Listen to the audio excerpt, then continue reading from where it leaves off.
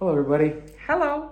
This is a video to give you six reasons why we prefer hotels over Airbnbs. We've been traveling for a while. For 88 days. 88 days in Europe. So we stayed a little bit in hotels, good hotels, bad hotels, Airbnbs, friends' house. So I think we got a taste of everything. Right. So now we can say that we have at least 6 reasons that we prefer not to stay in Airbnbs anymore, unless we know the people, right? And it's highly recommended. Right. Number 1 is a check-in.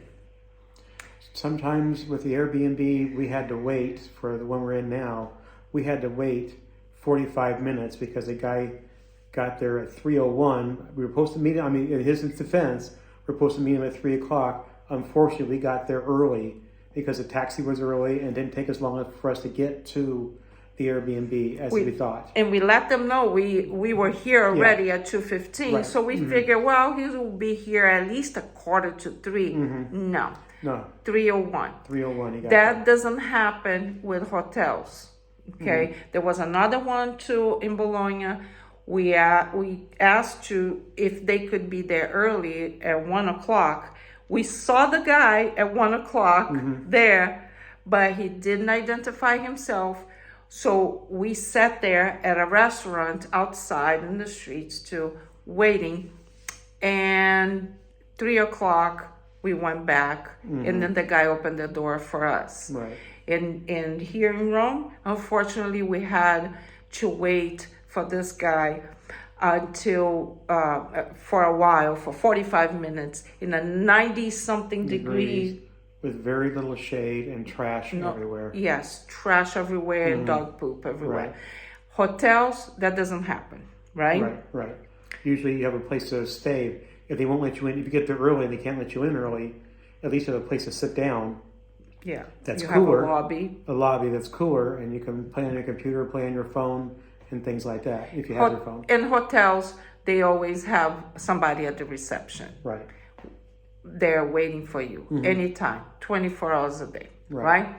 Now, reason number 2 is the cleaning fees that they charge sometimes is ridiculous. It's like $50 or $60 for cleaning fees. Euro. Here, it's euro. Yeah, no, but euro. I paid in dollars. Oh, okay. But it could be euros too. Right. So then you pay that, and at the end, you're taking out the trash. You have to take out the trash. It's written there. You have to leave the apartment clean, and you have to worry about all that. Leave the place tidy. So why are you paying for high cleaning fee? 50, 60, sometimes even 100. €100, yeah. Yes, I saw some like that.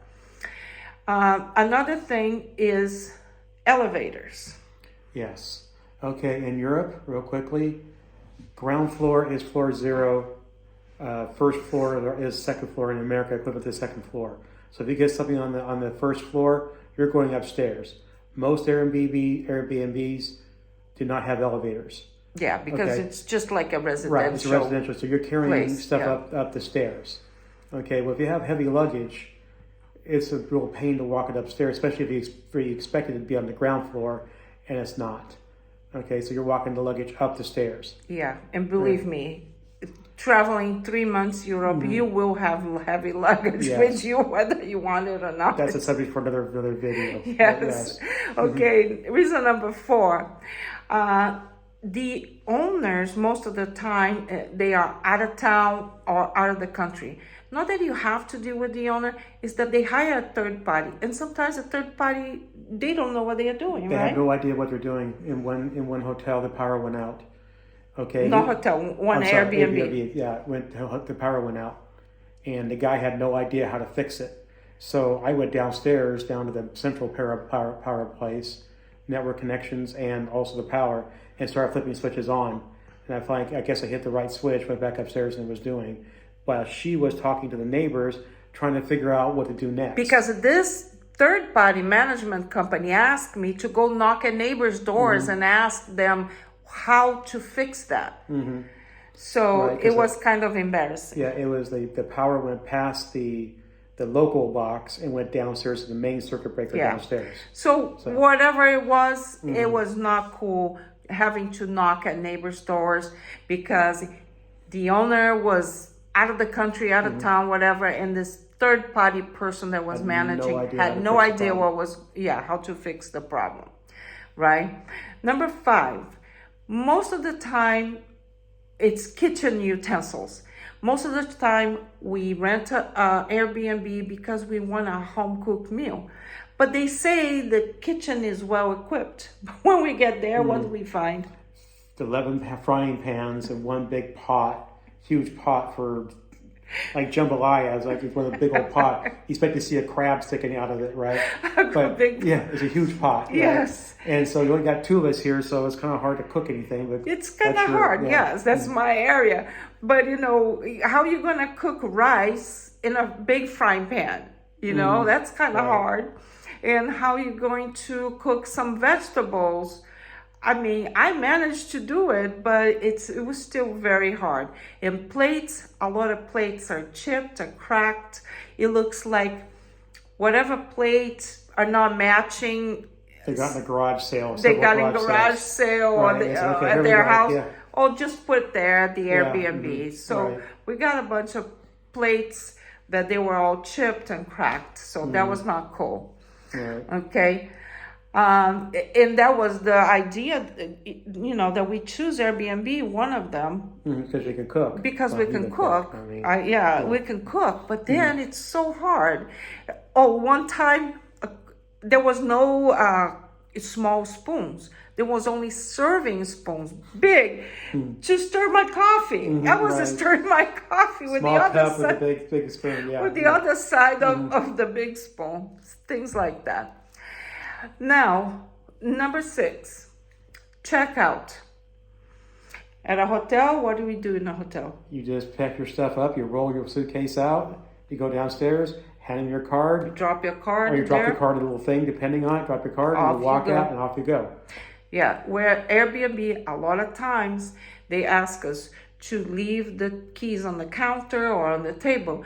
But also, they say, you have to make sure you take all the trash, turn electricity off or all the lights off, make sure the air condition is off, and make sure the windows are closed. Right. So all these things that you have to worry about, that in a hotel you don't have to worry about anything. And in some parts of Europe, the trash is not not down the street on the curb. It's down the street, and over, way over. So you're walking probably about 10 minutes to get down there to throw the trash away, and 10 minutes to get back because it's so far away.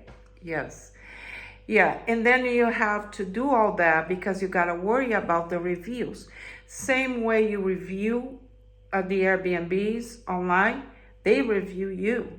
So if we get a lot of bad reviews as guests, in the future, they might not accept us. And we're not that demanding, really. For the most part, we're not that demanding. We're not. But, there are things like that. So those are the reasons. There are more. Right, probably more later on. There are more reasons. But those are the 6 major ones. Yeah, these are the 6 major ones that I think we are done. We're done. Yeah, we're done with Airbnb. It's just bad. Yeah, okay, it's just not good. Yes, I'm sure there are good ones out there, but we always seem to get the bad ones for some reason. I don't know why. Maybe we'll always get the bad ones. Yeah. Okay, so those are the reasons. So we'll have other videos with more details about other things that happened in this trip. Bye.